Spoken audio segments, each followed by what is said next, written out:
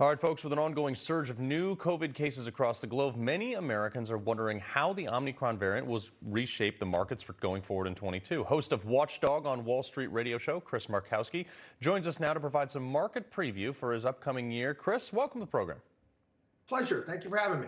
No problem. So I actually have a lot of questions about this, too. So you're a great guest. So I'm just going to go ahead and shoot from the hip here. But stock market, a lot of people are saying, Dow surging well over 30,000 in the last year. A lot of things high. People are saying that interest rate, inflation's going up, prices for everything's going up. Can we trust this stock market? And is there a bubble? And is it going to break this year? Well, it's interesting. You take a look at the indices, which you're talking about, which have done very well, but you also have to take a look at the concentration in those indices and the companies that have actually driven them over this period of time. I have a program at my work where we help people out that have lost money in the markets called Account Repair. And the amount of, especially millennials, that got involved in meme stocks and trying to get involved in all these far-flung, high-tech things that really didn't have much of a back to them, have lost a lot of money over the course of this year. So, you take a look at the market as a whole, you have to take a look at what has done well and what's been concentrated as doing well. Are we going to have obviously, inflation based upon the fact that the money supply has increased by 40% over the past 2 years? Absolutely. I mean, do you think there'd be such thing as NFTs or as many cryptocurrencies if there wasn't so much money floating around the globe? So that's still out there. And inflation is, without a doubt, it's a real issue. Yeah, well, I'm glad you brought up NFTs because I actually have that on my list of things. A lot of people see this popping up as a possible investment. Their market analysts and their advisors are saying, well, what do you think about NFTs? What do you think about this and green energy and things? Talk to us about NFTs. Explain a little bit about what they are first, and then how and when they may be a viable option for your money. I kind of learned something a long time ago. I've been doing this for 3 decades now. I don't get involved with things that I don't understand, that don't make any sense whatsoever. And I'm a big believer in buying things that actually produce some sort of cash flow, whether it be stocks with dividends or whether it be real estate, where you can actually get a positive cash flow based upon what you invested in. Yeah. I'm sorry. This to me is absolute nonsense. It really is. It's funny. You can go on to Amazon right now and you can buy a book. I don't know how much they're selling it for. It's called the Beanie Baby Investing Book. People thought those were great investments at a period of time. And go date myself. Cabbage Patch Kids, for crying out loud. I remember these things. Again, what happened to these things? Right.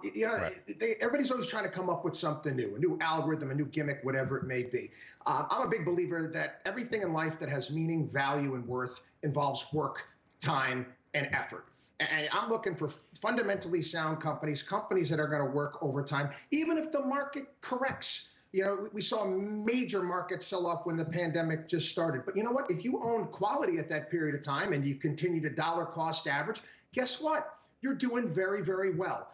Stick with the fundamentals. It kind of works. Well, Chris, I'm really upset to hear that because I was hoping you were going to come on here and give me some sort of shortcut to get rich quick and take over the world now. But I'm with you on that. I'm a tangible asset guy. I actually buy physical silver. Most people are like, are you crazy? Why do you have silver stacked up in your gun safe?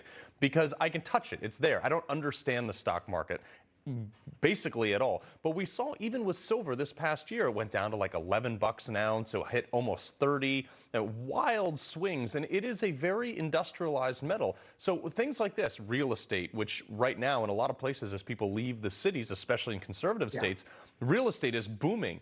What's your advice to people who might want to look into tangible assets?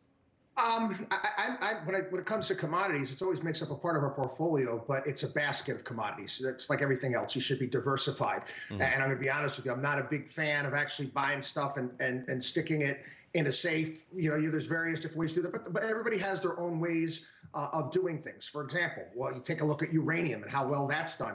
Rare earth minerals, because these are things that are going into batteries. And obviously, it's something called regulatory capture. The government is pushing automakers saying, hey, listen, you got to have a 55 mile per gallon, car fleet.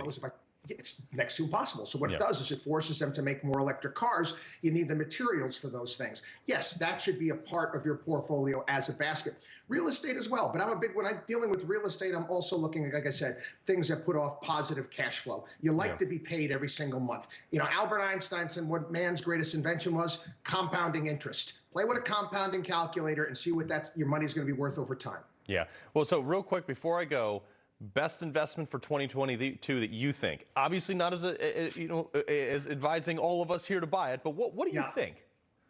Listen, I think the best investment is to make, and I know this is going to sound kind of ridiculous or cliche, is to make wise choices and to put together a diversified portfolio and to pay yourself every single month. Everyone's situation is unique and different. We build portfolios around individuals and what they want, what their goals are in life. And the key is to take profits. Okay, as you're going up, as the markets rise, you want to rotate assets into some of the things that have underperformed. It's like a Mr. Miyagi principle with this bonsai tree. Cut here, snip there. Exactly. Well, so Chris, against your advice, I'm going to go all in on red tonight. I appreciate it. All right, Chris Markowski, thank you for joining us. Happy New Year. Thank you for having me.